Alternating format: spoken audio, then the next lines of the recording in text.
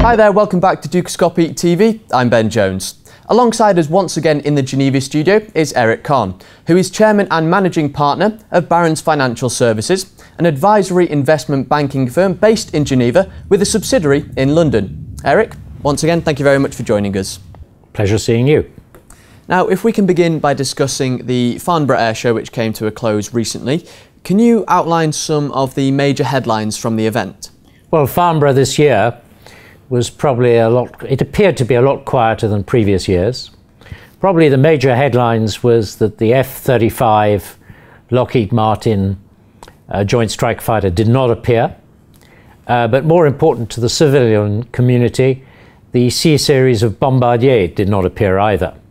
What was interesting is that the Russian manufacturer of the Superjet had a joint chalet and stand together with Alenia, their partner, and were busy promoting it, and it looks very interesting as a competitor to the C-series and probably to Embraer. But the problem today is with the political situation in Russia, I guess they're going to have some difficulties.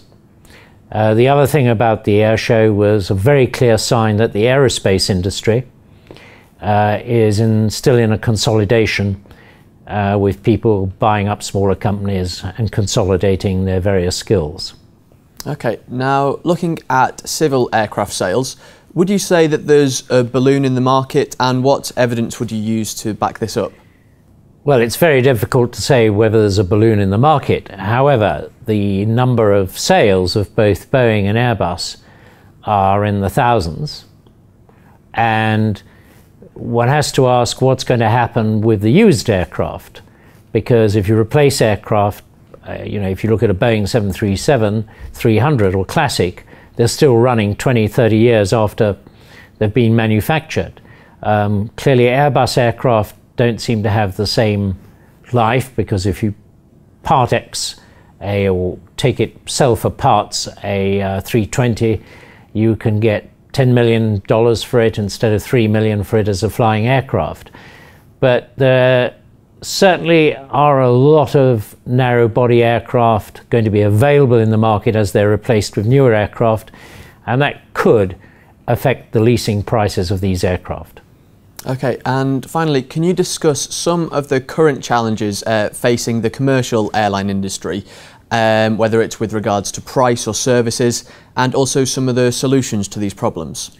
Well, there's a very interesting challenge going on at the moment with each of the three European groups looking at different ways to deal with the challenge.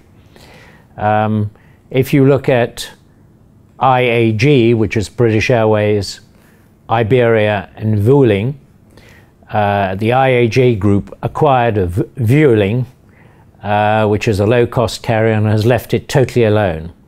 And it doesn't even indicate that it's associated with the British Airways or Iberia brand. And the first half numbers came in from IAG showing a profit, and their approach is to develop the two British Airways brands and the Iberia brand, and not to associate them with the Vueling brand, which is the low-cost carrier that's doing extremely well. If we go to the Lufthansa group, which is slightly different, because Lufthansa is not only the airline, but also Lufthansa Technical Services, which is one of the biggest MROs in the world, plus a whole lot of other subsidiaries. The Lufthansa group is concerned about its cost base, and it's concerned that all its airlines, other than Swiss, do not seem to be performing the way they should. And their solution was to develop this so-called low-cost carrier Germanwings from all the hubs that aren't hubs, i.e. all the German cities that don't have a hub site, so that it's everyone else, and the hubs are Frankfurt and Munich. So from Frankfurt and Munich, there are Lufthansa flights. From Düsseldorf to Stuttgart, it would be a Germanwings flight. And from those destinations, internationally, they use Germanwings. And Germanwings is supposed to be the low-cost carrier of Lufthansa. There's a huge challenge there because the customers that use Lufthansa on long haul want to have the same service levels. And whilst they're trying to get the cost down, it's always harder to get the cost down in an existing airline than if you buy a low-cost carrier. And I think the IAG solution of buying Vueling is a better solution than trying to pollute your brand or dilute your brand is probably the better term by having a Germanwings which is not offering the same services as a full Lufthansa services. And I think that will present them with challenges because people still see the Germanwings as part of Lufthansa and not as a separate brand and a separate operation. And the same goes for the other Lufthansa airlines other than Swiss, which has stuck with its brand, obviously working on its cost base, but the results indicate that it's got challenges, but it's doing very well. The third of the European groupings is Air France KLM, which showed another big loss in the first half year. They've tried to create a regional brand by taking 3 of their existing regional carriers and putting a 4th company as the sales and marketing company on top of it. And I think that will be very difficult because you can't get the cost base down to where you want it. And the way you operate if you're a big carrier is different to the way you would operate as a regional carrier that wasn't associated with a big carrier. If you take all these and say take a comparison with Emirates, the results from Emirates look very good. Whilst Emirates, of course, is just a long-haul carrier with some medium haul out of Dubai, Emirates has always had a focus on service and has a full range of pricing from low cost or low cost of ticket for the economy up to first class, but really has looked after the service levels and sees quality and service as the way that you get your customers.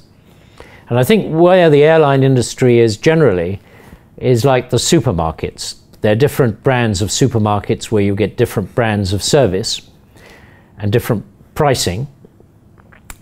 All are competing for the same market and all are using the modern methods of e-commerce as well as retailing and e-advertising as well as normal advertising to get the customers.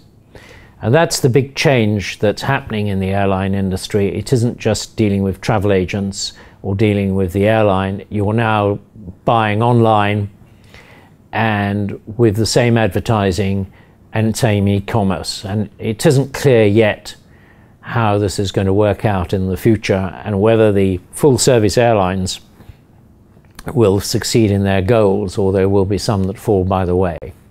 Okay, fantastic. Eric, once again, thank you very much for joining us. Thanks very much.